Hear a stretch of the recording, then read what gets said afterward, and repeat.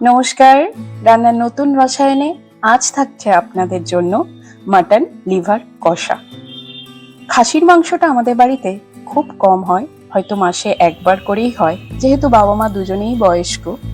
তো গত সপ্তাহে আনা হয়েছিল মাটন, মাংসের সাথে সাথে কিছুটা মেটে আনা হয়েছিল, সাথে রান্না হয়নি, রেখে দেওয়া হয়েছিল। তো এই গত রবিবার বানানো হয়েছিল মেটে চচ্চড়ি। আমার মা যেভাবে এই মেটে কষাটা বানিয়ে থাকে তা শেয়ার করি আপনাদের সাথে।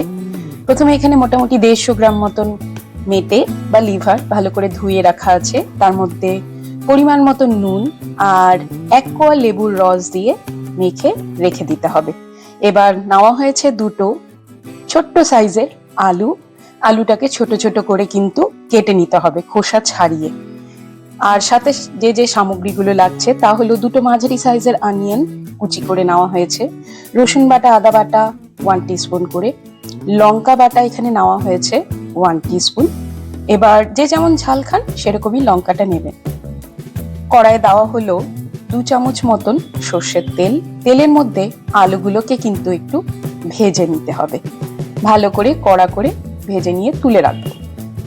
যদি মনে হয় আলুটা দেবেন না তাহলে স্কিপ করতে পারেন, শুধু মেটে দিয়েই করতে পারেন এটা।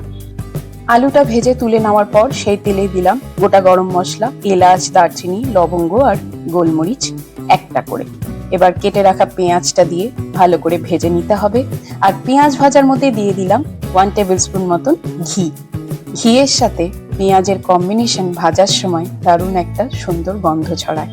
এখন দিয়ে দিলাম 1 টিস্পুন মতন হলুদ, 1 টিস্পুন মতন কাশ্মীরি লাল লঙ্কার গুঁড়ো। তেলের মধ্যে ভাজলে পারে সুন্দর একটা রং হবে।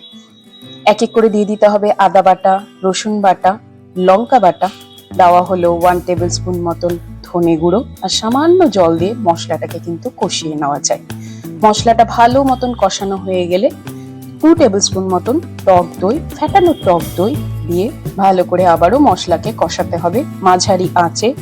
দই কষে গেলে দেখবেন তেল ছাড়বে, সুন্দর একটা রঙও আসবে।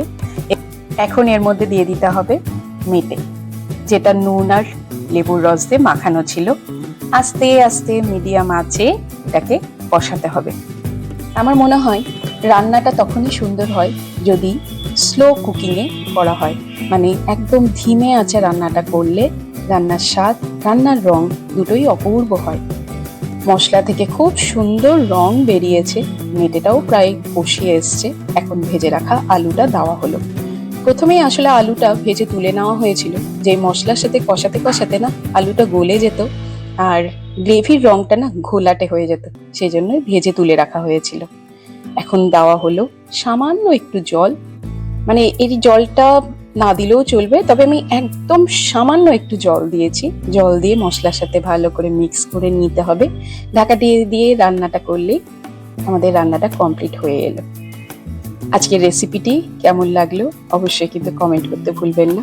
আর এই যে দেখুন, একদম শেষের দিকে দেওয়া হলো শাহি গরম মশলা। ব্যাস, রান্নাটা আজকে কমপ্লিট। চ্যানেলে দেখানো রান্নাগুলো আপনার ভালো লেগে থাকলে বা আপনাদের ভালো লেগে থাকলে অবশ্যই লাইক, শেয়ার, সাবস্ক্রাইব করে পাশে থাকুন। এই মেটে চচ্চড়ি বা মেটে কষা এটা রুটি বা স্টিম রাইস দুটোর সাথেই দারুণ লাগে। অবশ্যই লুচির সাথেও ট্রাই করতে পারেন। কিন্তু আজকের মতন এখানেই শেষ করলাম। ভালো থাকবেন, ধন্যবাদ।